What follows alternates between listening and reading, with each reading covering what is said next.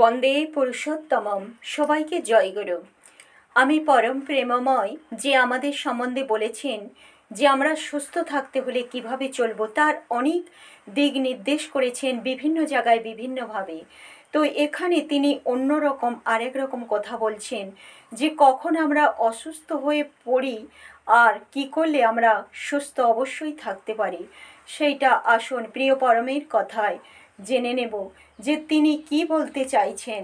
তো শ্রী ঠাকুর একদিন আলোচনা প্রসঙ্গে বলছেন সুস্থ হওয়ার জন্য প্রথম প্রয়োজন সেই স্বাস্থ্য জীবনের প্রতি প্রত্যেকের আগ্রহ। আর অসুস্থতার ইচ্ছা আদৌ যদি না থাকে তাহলে মানুষ অসুস্থ হয় কিনা আমার সে সম্বন্ধে যথেষ্ট সন্দেহ আছে।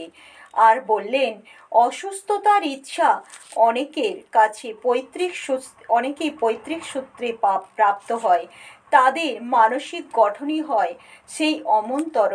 বলে তিনি আরও বলছেন যে সেই তারা যারা পৈতৃক সূত্রে এরকম পেয়ে থাকে যে অসুস্থতার ইচ্ছা সদা সর্বদা মানসিকভাবে তাদের মনকে পীড়া দেয়, শ্রী ঠাকুর বললেন তারা অল্পেতেই ভেঙে পড়ে, তাদের ইচ্ছা শক্তি হয় দুর্বল, সাধারণতই তারা রুগ্ন হয়। এই মনোভাব অতিক্রম করা কঠিন ব্যাপার।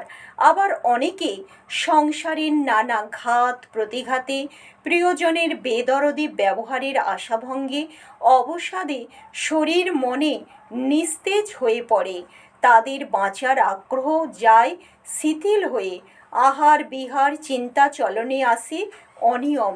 এমনি করে ধীরে ধীরে তারা রোগগ্রস্ত হয়ে পড়ে। বহু ক্ষেত্রে এমনতর দেখা যায়।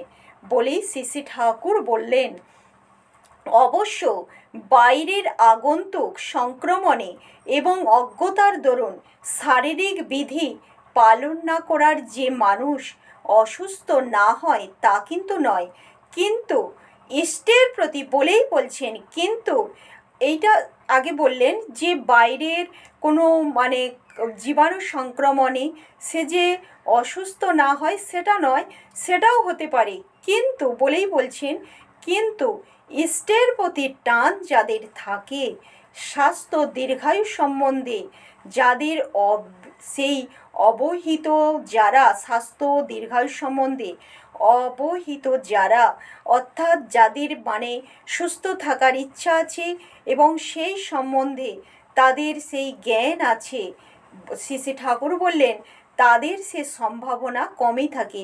অর্থাৎ সেই বাইরের আগন্তুক সংক্রমণে অসুস্থ হওয়ার প্রবণতা তাদের খুব একটা কাবু করতে পারে না।